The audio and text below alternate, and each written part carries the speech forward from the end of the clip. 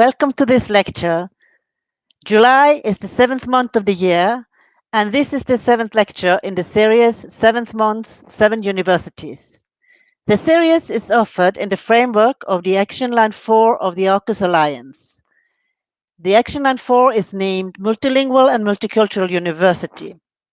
And these lectures focus on specific topics related to language and culture and target mainly graduate and postgraduate students, as well as early stage researchers interested in those topics. The 7 universities in the AUKUS Alliance are Bergen, Granada, Graz, Leipzig, Lyon, Padua, and Vilnius. And today's lecture is from Lyon, and I will give the floor or the screen to Alexa Pugh, who will introduce today's speaker. Hello, everyone, and thank you for tuning in. I'm the International Project Assistant at University Lyon 3, and I work specifically on ARCIS coordination within this university on actions concerning multilingual and multicultural university and engaged European citizenship. It is my pleasure to introduce Sylvia Didier. She is an intercultural trainer, consultant, a coach, and she works generally in the field of multicultural business. She has over 20 years of experience in this field, which includes work in marketing, communication, consulting, and coaching. She is currently a senior lecturer at the IAE Lyon or IAE Lyon School of Management and was nominated as associate professor in 2020. She has also been a co-director of the Master in International Management, as well as the head of the Master Program in International Business Realities and the International MBA.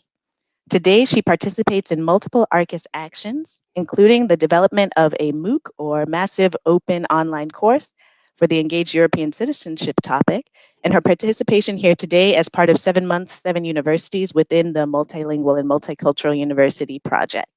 Please welcome Sylvia Didier, who will now expand on developing intercultural competencies. She will explain how it is time to go beyond structural internationalization, a term I'll let her define more closely, and achieve a dedicated agenda of integration. Thank you, Alexia. So first of all, welcome all of those who joined us. I'm really, really happy to be with you here today and to share with you one of the topics that's very close to my heart, developing intercultural competencies and going from structural internationalization to a more complete or an integration of an agenda of integration. I will show that in a more complete way in just a second. So if we could have the PowerPoint, please.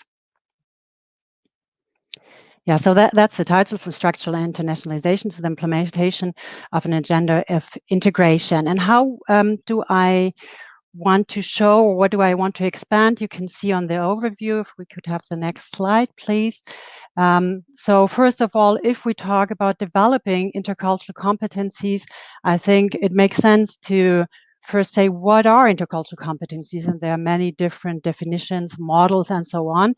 So in the first step, I want to share with you how I see that and how we see that, maybe in a little more broader way at the School of Management, IAE, which is at the University Lyon 3. Intercultural competencies, what are they? And why do we train our students on them? Because, of course, they, after their graduation, they will leave their university and they most probably will look for a job. And there are requirements from the business world. So what are the requirements from the business world, and what do they expect from graduates from the university? So I will kind of expand on that as a second point. And then very often we ask ourselves, okay, if there are expectations and people need to be trained on these competencies, how do we do that? And the assumption is very often, if we have, for example, a lot of international students on site, on campus, if we have 10, 20 or more percent of international students, that will do. And reality shows, and I think you can all observe that structural measures only are not enough. So I want to comment on that and then move on to, if that is not enough, how can we learn more effectively? Different ways of learning in intercultural field, but in a more general field as well. And after that more theoretical thoughts, I move on to 2 projects that we implemented at at our university and that I want to share with you to show how we think we could go beyond structural measures, but it's only a start. And of course, you can always improve. There's always room of improvement. So that will lead me to a critical analysis of these two projects and the outlooks, and then questions from your side if you have any. And I would be, of course, happy to answer them. So that's what we are going to do. And maybe we move to the first part, what are intercultural competencies? And if you could go on to the next slide, please. How would I define it? And it's of course not my definition, but it's one that I think is a valuable one that we could use. And to competencies, there are three aspects. There's the more affective aspect, which would include your sensitivity, your attitude. I will go more into detail in just a second. Then there would be the cognitive part that we are, I think, at the universities the most familiar with: learning, acquiring knowledge, and understanding things. It's our comprehension, and all of that in an intercultural context only, of course, makes sense if afterwards we're able to translate that into action, into behavior. So these are three aspects to competencies in general, but of course to intercultural competencies as well. And to show more in detail, we could please move to the next slide. And here I'm relying on a framework that was offered by a German researcher in intercultural studies, Christoph Barmeier at the University of Passau. And he said, if we take these three components of affective competencies, so attitudes, values, sensitivities, so that to be, if we make it short, what are the competencies that we would kind of put in there? And that would be things like empathy, open-mindedness, detachment, taking a certain distance to things maybe that we're living through, having a non-judgmental attitude, seeing things first from a neutral point of view before saying, okay, this is my way and that's a normal way and your way is kind of the strange way. So getting away from judgment. Tolerance towards ambiguity. So how do I deal and how tolerant am I towards situations when I don't know how it works? And that, of course, happens when you're a student abroad, or if you're in an international setting or a foreign setting that you do not know necessarily. There are things that you don't know and can be very basic things like how do I greet people? That's one of the big topics here in France that foreigners always ask me, Sylvia, how do we greet people? Do we have to? I mean, maybe with the pandemic now, this topic is a little bit over, but before the pandemic, that was a big issue. Do we give kisses, or do we go give the famous bees? And so things like that. How tolerant am I towards these situations where I don't know how to do it? And also, how do I deal with frustration? And there again, if I take a very concrete example that I live through with the students, with the forest students, it's grading in France. Grading in France goes from 1 to 20. If you have 10 out of 20, you passed. It's not considered to be a brilliant grade. That I think is evident for everybody. But to reach 20, it's almost not possible in France. That's just the way it is. Like the French people very often say, 20 is for the gods. So that can create, of course, a big frustration if you're coming from a more Anglo-Saxon background, or if you're coming more from a Northern European background, where it is possible to reach an A or even A plus. Rather, I wouldn't say easy, but maybe it's possible. So that of course creates frustration. There are many other things, and how do I deal with that? And polycentrism, how open am I to other ways of doing it? I define that very broadly here, and we'll go back to that a little bit later on. Cognitive competencies, of course, that we are all very familiar with, especially at the university, so acquiring knowledge about political, social, economical, or managerial systems, acquiring knowledge maybe about cultural dimensions or other theoretical models that could explain cultural differences and similarities. Of course, and we heard that a lot from the colleagues who gave the other lectures within these 7 months, 7 talks. 7 universities. So the knowledge of a foreign language is, of course, crucial. And last but not least, self-awareness and self-knowledge to know how do I react in a certain situation, and why is it, for example, annoying for me if people are late to take just a very basic example, but it's still valid. Why does it annoy me if people are late for a meeting, or why is it normal for me to come late to a meeting? So these kind of competencies are important to know, and then to do, of course, to apply all of that. To be able to communicate in a foreign language, to be able to meta-communicate, very important as well. What is meant by that is the ability to come back to, for example, a complicated situation where there were tensions, and saying, here I had a problem I didn't understand. Could you please tell me what was going on so that next time I understood better? And that is, of course, a competency that needs to be acquired, or is at least very helpful when we work in general, but especially when we work with different cultures. Behavioral flexibility and self-discipline. So these are what I would call intercultural competencies. If you could please move to the next slide. And now, if we look at the corporate world, what are the requirements from them? And what we hear, what we show you here with a study, but what I hear a lot from the corporate world as well, is that alongside qualification that surely our students have when they are leaving university with a Master 2 degree or bachelor's degree, alongside qualification, they expect character, behavior, and attributes, and they are a clear priority for them, for the employers when recruiting school, college, or university leavers. And if you could please move to the next slide.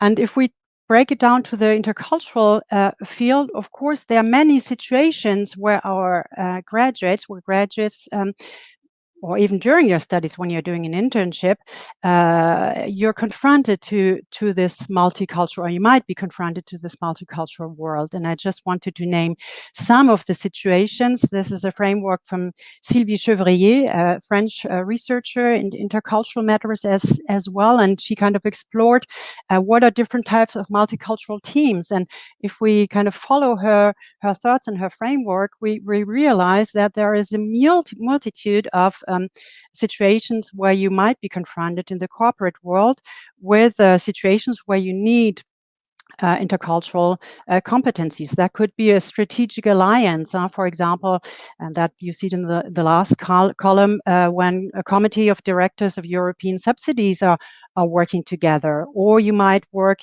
or you have to manage a mixed group of teams if we think about strategic alliances or joint ventures, where people from different national groups have to, with the same degree of power, have to work together on the daily management.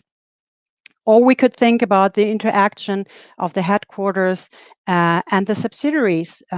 That is, of course, a big topic as well, especially with the multinational companies that we see all over the world. So the local team, for example, the French team working with the subsidiary, with the headquarters in Sweden or in Norway or in Portugal or in Spain or at another part of the world.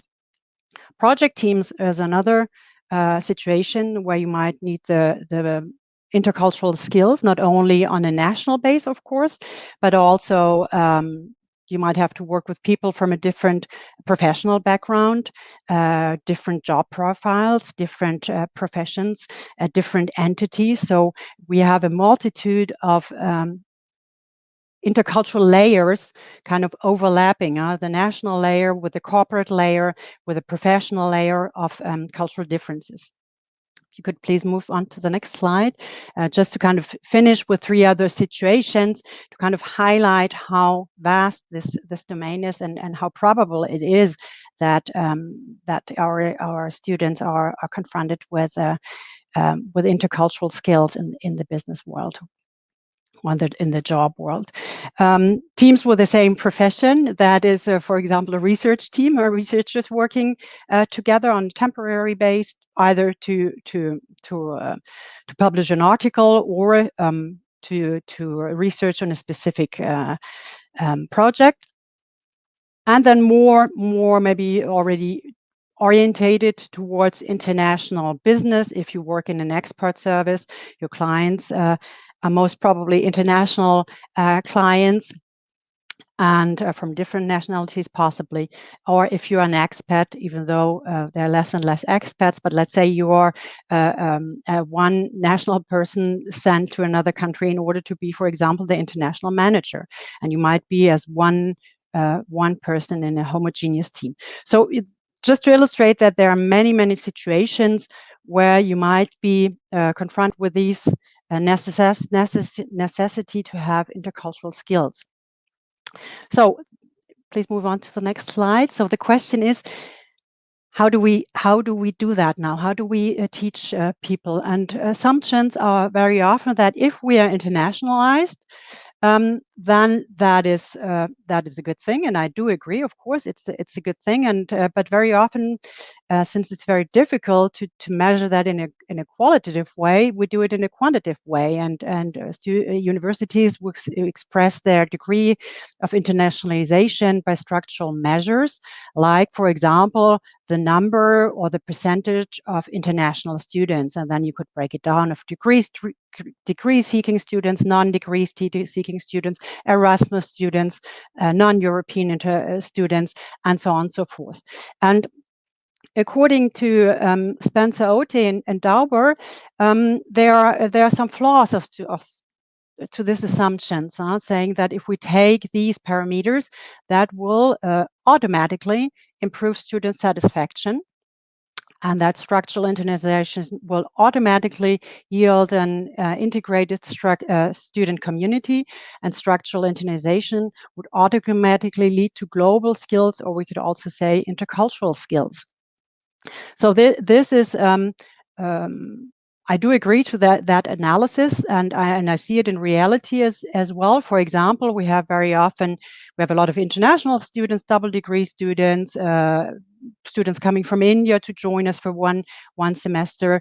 And for example, if I take the group of the Indian students, and it's not only them, it's for all the others, it's the same thing.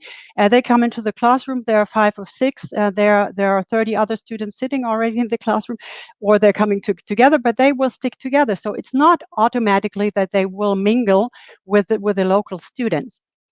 And we have to do something in order to make that happen, because it is not automatic. And even if students are very open-minded, and even if they're kind of seeking that, and we see it as well with Erasmus students. Very often, Erasmus students stick with other Erasmus students because it's easy, and the entry barriers may be lower than to get in touch with the local students. So what I want to say with that, we have to do something actively in order to give the opportunity to enhance what I would call the intercultural learning journey of our students, and to enhance their intercultural competencies.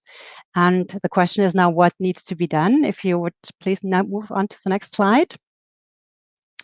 Again, the same researchers, they say, yeah, and I would agree to that again, structural measures are not the only measures for success.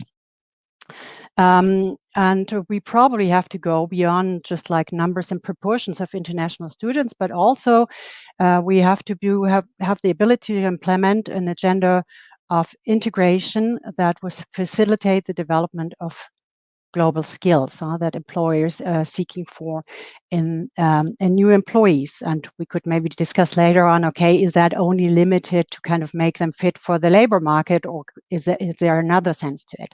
But maybe let's stick for right now with that. And now the question is, if we want to do that, how do we do that? And how do we make that happen? And one idea that came to mind was, okay, let's take a model and see how people go along.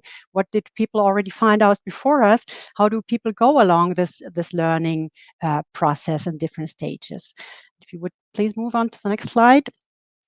And one of course, a very famous model that you probably all know already is from Bennett, and the development model of intercultural sensitivity, the DMIS, which goes from states from ethnocentrism to ethno-relativism.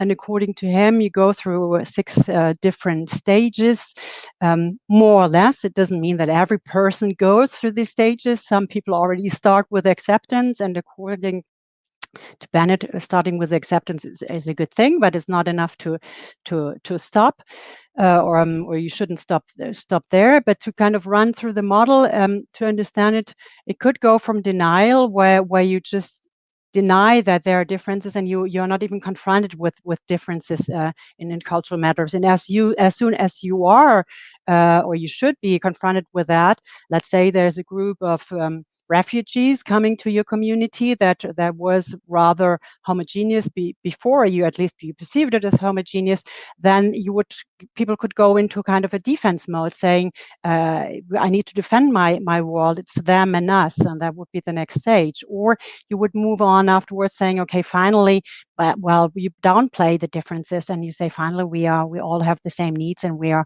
all more or less the same. That would be the stages of ethnocentrism. And of course, we don't want our students to be there. And ourselves, of course, we don't want to be there. Then you would move on to acceptance, saying, yeah, there are differences. I see that, but what do I do with it? I don't know. And adaptation would be then the stage where you say, yeah, I'm able and I'm capable to communicate and interact with differences and adapt to them accordingly. And the last one would be if you really integrate, and that's kind of part of the title, the integration, to say, we are able to build something new out of these 2 different cultures that we're having, and we're kind of defining a third culture. Of course, super interesting model. From a very practical point of view, I felt very difficult to use that to say, okay, how do we enhance the learning curve of our students? So we chose another one, which I would like to show you on the next slide. Yeah, and that is one that matches quite well with the cognitive, affective, and behavioral skills and competencies that I talked about in the beginning. And it's a model from Kolb that Baumeier also uses in the context of intercultural learning. And I personally feel it's very hands-on and comprehensive. So going from a concrete situation where you can learn through feelings, through the interaction, the personal relationships, to a more reflected observation, observing what's going on before judging or even suspending judging totally. Going through the third one, which is abstract thinking, which we are at the universities, I think that is where we're rather good at, and what students are very well trained for, and then go to more active experimentation, so learning through action and learning through doing things and learning through influencing. And having said all that, I wanted to show 2 projects that we did at our university and share that experience with you. And if you could please go on to the next slide. The first project is one that we run now for a couple of years. I call that an intercultural encounter, and it's a project that we did before the pandemic, but also during the pandemic. So it works in both worlds, if I can say. It's a project with Master 1 students in international management. So we could say, okay, they are already kind of on the track and they are interested in intercultural encounters. So that's maybe one of the limits. I will expand on that a little bit later on. So it was in that context, and it was during an intercultural management course. And when I started the course, I felt kind of the frustration and the limits by just explaining things. And even if you work on case studies, I thought, okay, this is rather limited in experience, and maybe we have to go beyond that. And the idea came up to give them, each students, an individual assignment. And what was the individual assignment all about? They had to meet at least 2 times with a person. Before the pandemic, it was in the real world, but it works over the screen as well. So they have to meet at least twice with a person from another culture. Could be another nationality, could be also another discipline. It could be so another job profile or another other discipline. Could be another generation. Could be another religion. So we kept that rather open. And what did they have to do? They had to turn a video instead of writing an essay. They had to turn a video with 5 components, and that kind of reflected the work. And the first one was, okay, present yourself and your partner. That is rather easy, let's say. And they had to work with somebody that they didn't know yet. So they had to find somebody that was not their best friend already in order to kind of push them into the direction to do something on their own and reach out to people and kind of overcome that barrier. I don't know the Erasmus student in my class, but maybe that could be a good partner for me because I never talked to him or her. Or I reach out to somebody in a refugee program, or I reach out to somebody from a student association for international students, and so on. So they had to kind of do that actively, look for somebody that they didn't know yet, present themselves and their partner, reflect and share what is my knowledge and my possible stereotypes about the partner's culture.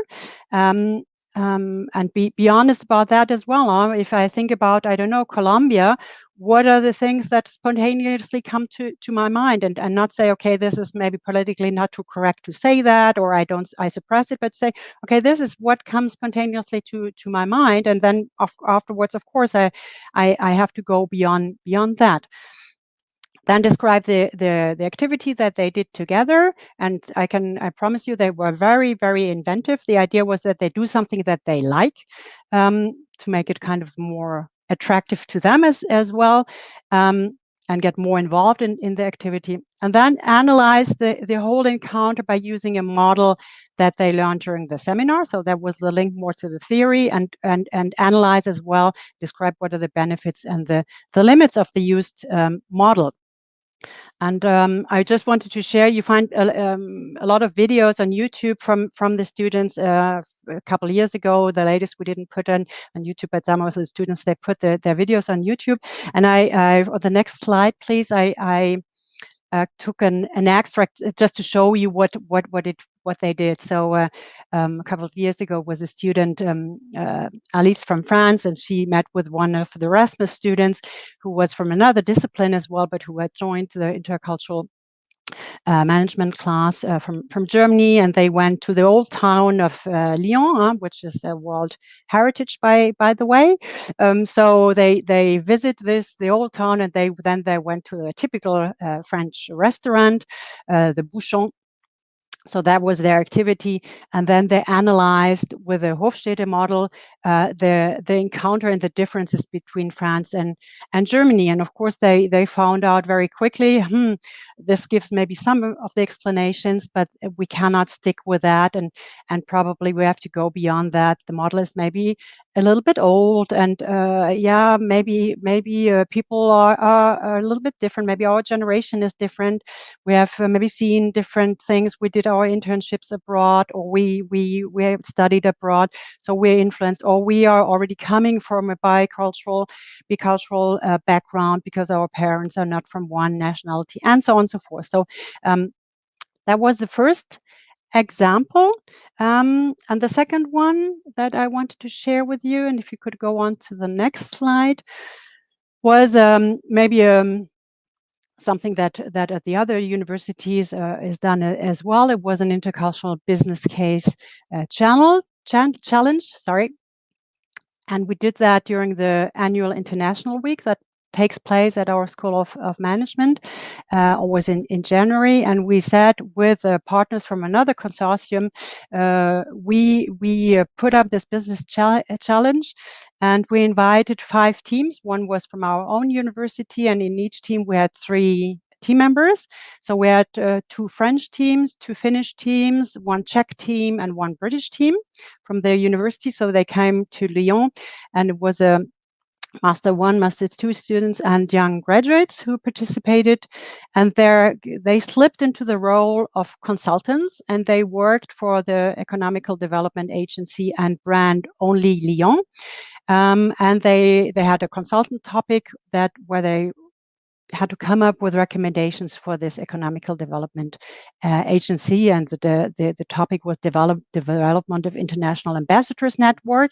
So it's kind of territorial marketing. How can we make our city better known? And it was a challenge over 2.5 days with a final pitch. If you could go on to the next slide. And it started with a kickoff meeting at the premises of Only Lyon. So the teams came here. So there was already a student mobility, international mobility at that time that was possible. We met the client, if I can say like this. They met them. They had afterwards intercultural encounters with representatives from international business, from the international business world in Lyon. For example, we had arranged interviews for them with representatives from the European American Chamber of Commerce, for the French British International Business Association, or with what we call the CCEF. It's the Conseiller du Commerce Extérieur de la France. So people, business owners or managers that in France that have experience in other markets, like, for example, in Japan or in Belgium or in any other country of the world.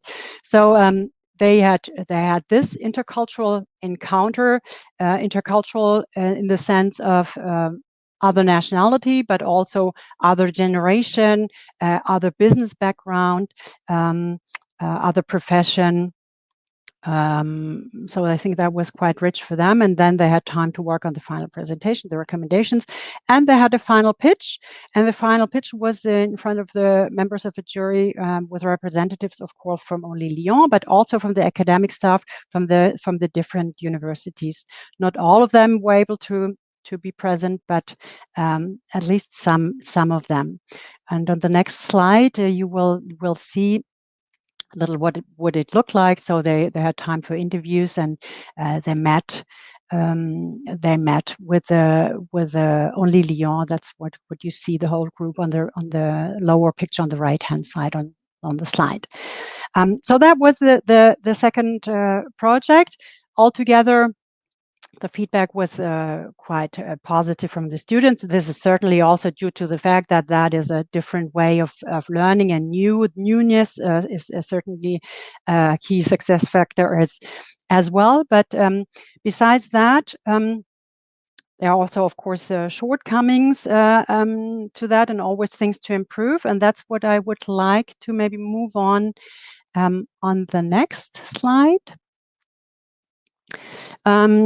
So what did we do? If we kind of take a step back and we think of, okay, we did these two events, and there are others, of course.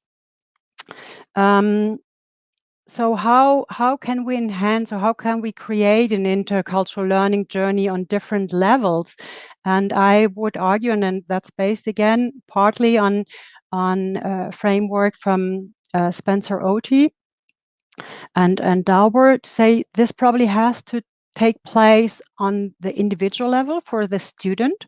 For example, with the intercultural encounter with another student. So this can be on a very individual level, that I learned things, and the learning process really.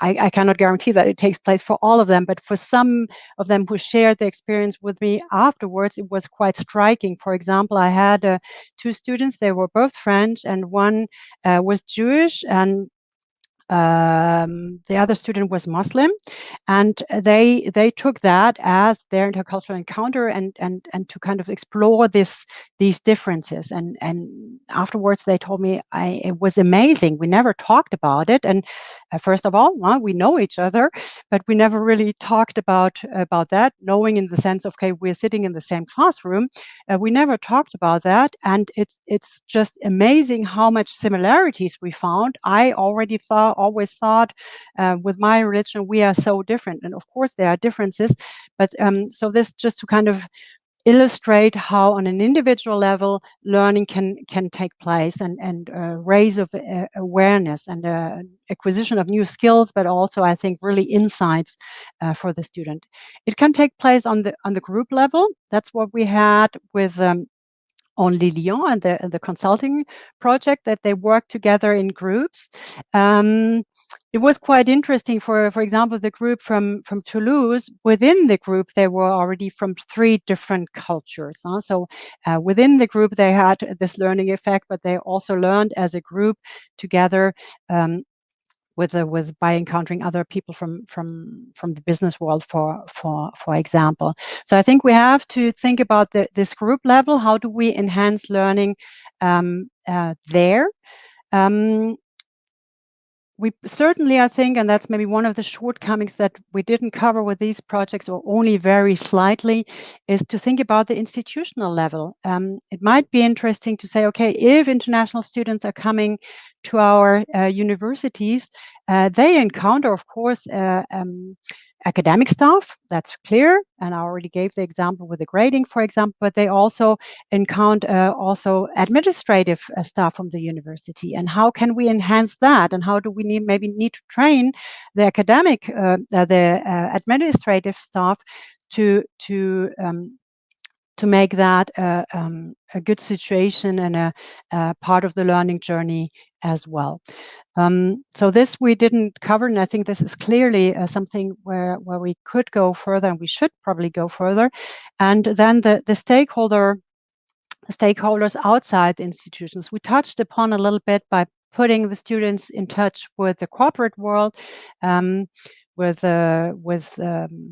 their economical development agency as well, but that was only a slight encounter. Probably the environment has to be taken more into account as well.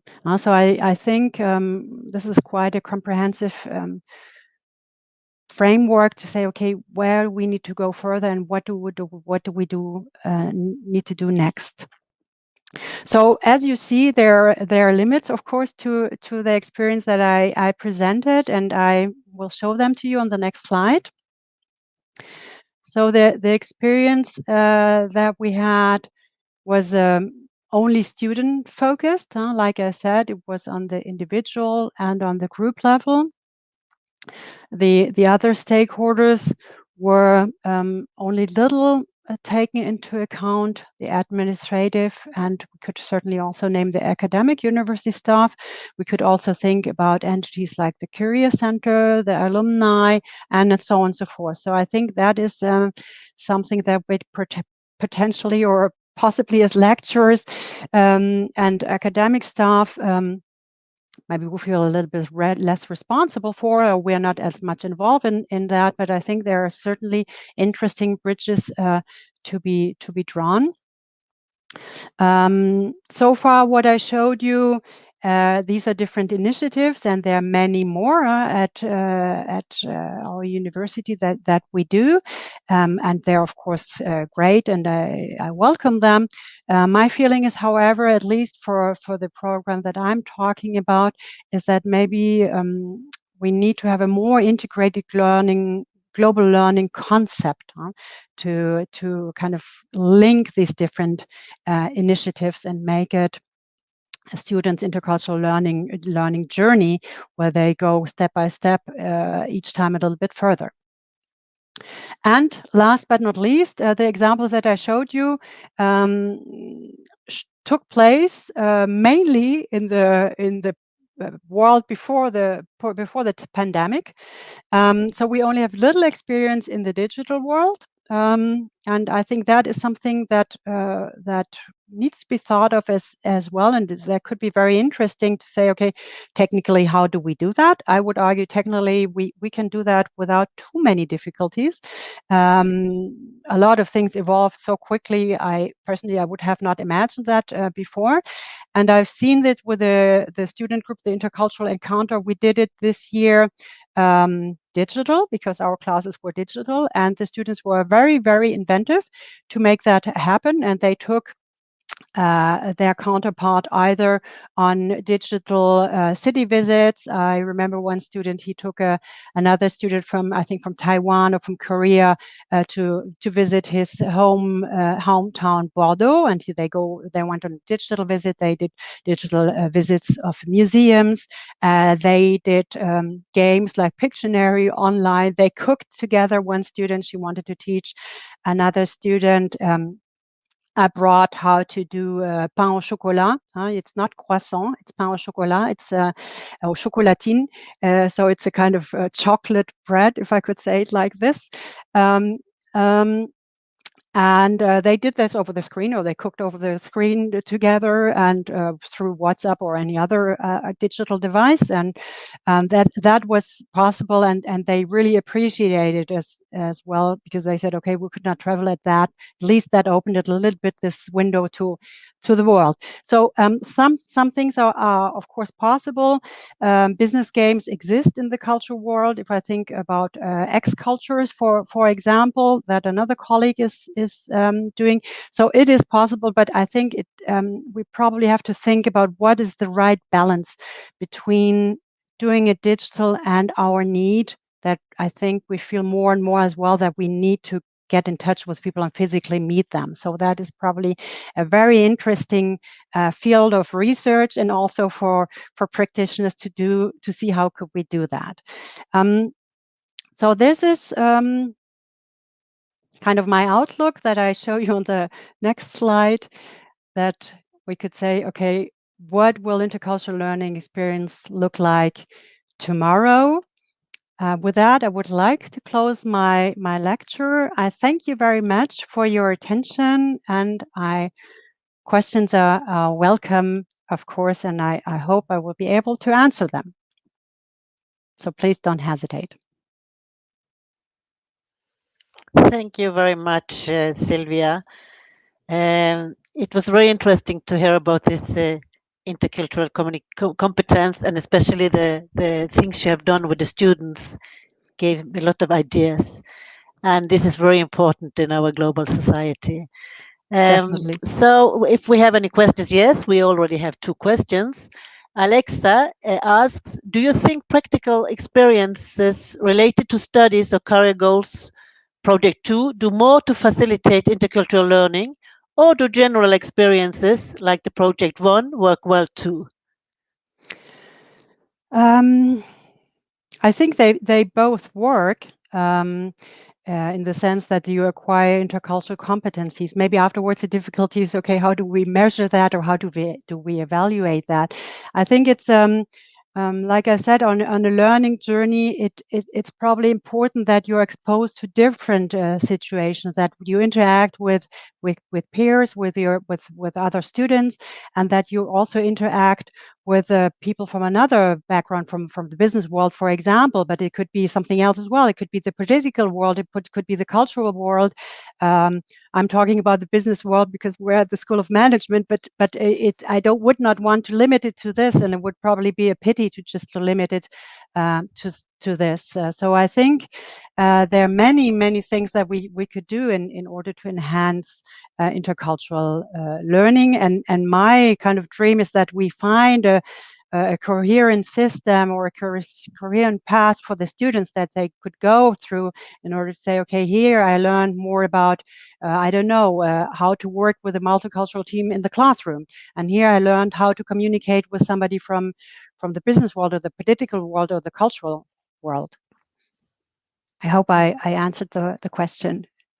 We have another comment from Diana, and she also says that thank you very much for this interesting input. I'm sorry to have to leave earlier, but what she asked is, or what she commented is, a great idea that you could incorporate some of the intercultural communication learning experience online. But I agree that physical encounters are a different level of experience. Mm-hmm.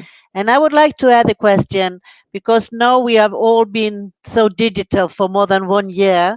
And do you have any ideas on how to transfer all these concepts into the new digital or hybrid environment or learning environment? Partly, yes, but I'm very practical orientated. Let's say, yeah. So partly it was an experimentation. For example, with the intercultural encounter. In the beginning, I thought, okay, we cannot do that, because my idea was really okay with the people have to meet. And then I discussed with colleagues, and we said, yeah, maybe they don't have to meet.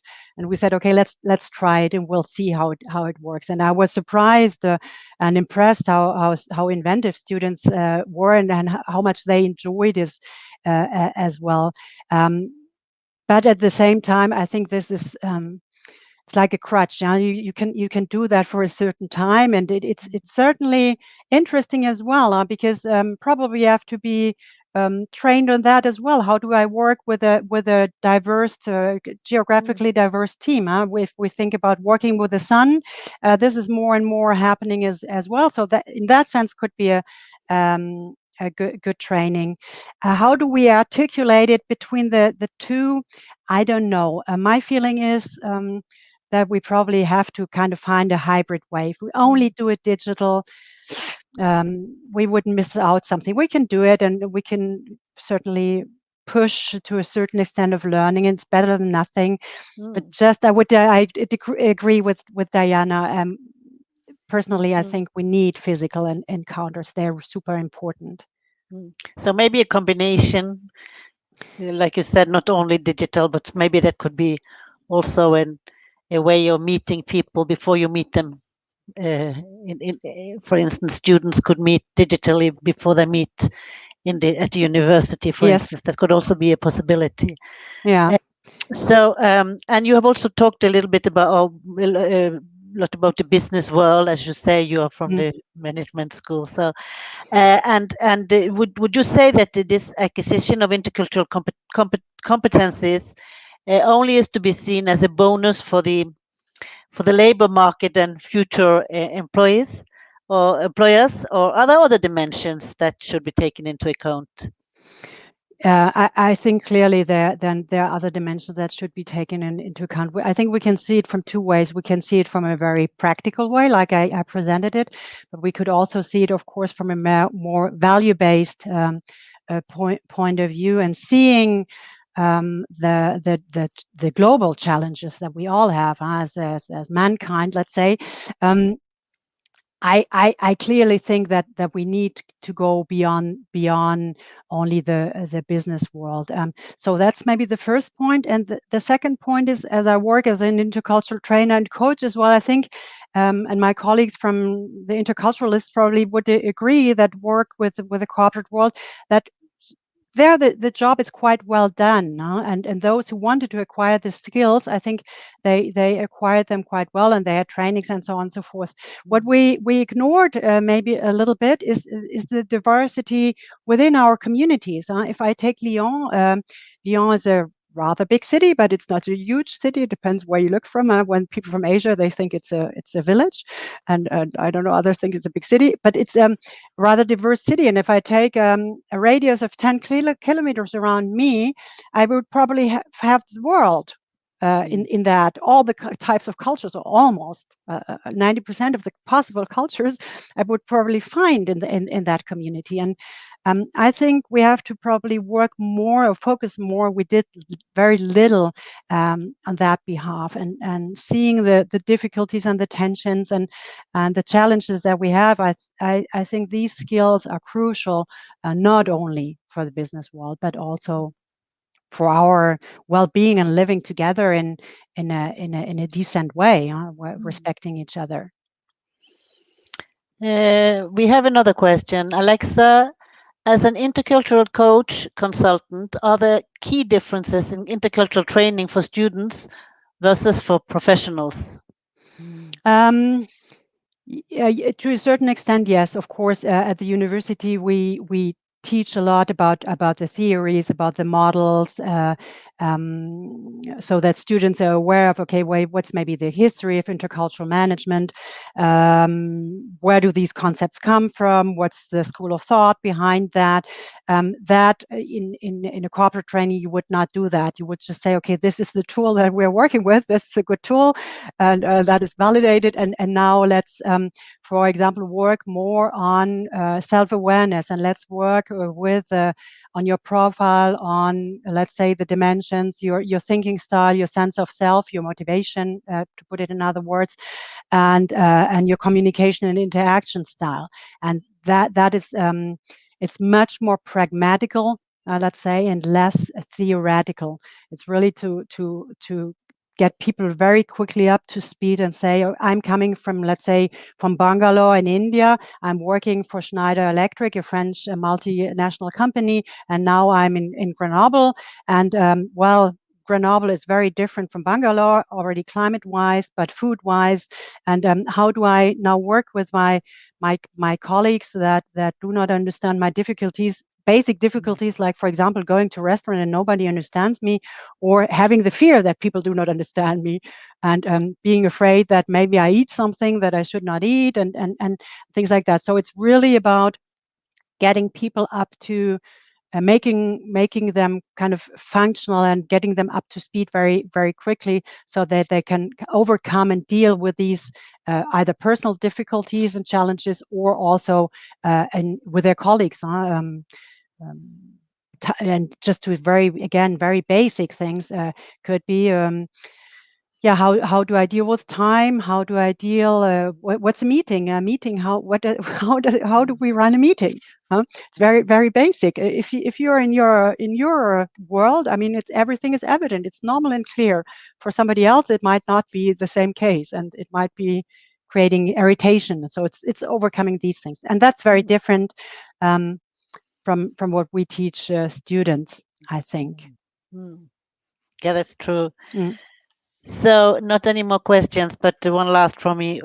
So, what are the challenges of intercultural learning from a practitioner's point of view, like yours, Sylvia? What do you think the future, the further challenges are?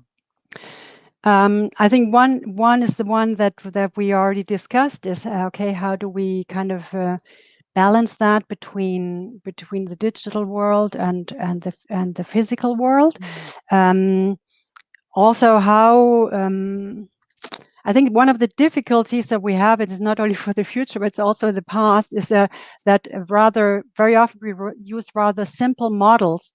For example, a dimensional model, and say, okay, my preference is more like this and that, or time-wise or interaction-wise. I rather communicate in a direct way, and I think that this is a very good start. If we have that kind of self-awareness, other awareness, and the knowledge, but it's probably not enough. I think probably we have to train more people, and in a more in-depth way, not to kind of run into the difficulty or the potential risk to even stereotype more. And say, okay, I knew it. All the French are like this and that time-wise. So not to reinforce stereotypes that we might have. So I think these are just to name some of the challenges, and definitely that we have to take it, I think, into the communities and in our daily surrounding, or our daily world. It's not only out there because I'm working, I don't know, with Japan, and then if I'm not the business guy who's working with Japan, I'm not concerned. No, I think we are all concerned by this more and less. Yeah, the internationalization is also at home. It definitely. Yeah.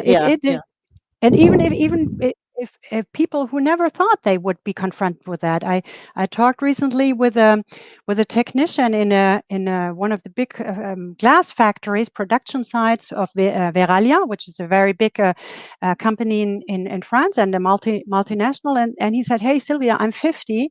I did a technical training. I'm now the kind of overseeing the production side. I never thought that I would be confronted, and it was never my wish to be confronted with anything international. But now our supplier, he's coming from Switzerland, and unfortunately, it's not the French-speaking part. So I have to speak German, and German I do not know, so I have to speak English." And I said, I know that I never wanted to do that. But so even if you're not into international management and international business, the international word comes to you. And I think we definitely have to integrate that and work on that. I think. Yeah, I think that's a good idea. Okay, so no more questions. So thank you again, Sylvia. And also thanks to Alexa. And not to forget Marina and her crew from the University of Granada Mm, that are behind the screen making these talks going so smoothly mm. into offices and homes all over Europe and beyond. So we will continue with these lectures also next academic year from October. And we welcome you to subscribe to the AUKUS Alliance website, no, to visit the AUKUS Alliance website and to subscribe to the AUKUS newsletter to get updated information, not only of these lectures, but also of the many activities going on in the AUKUS Alliance.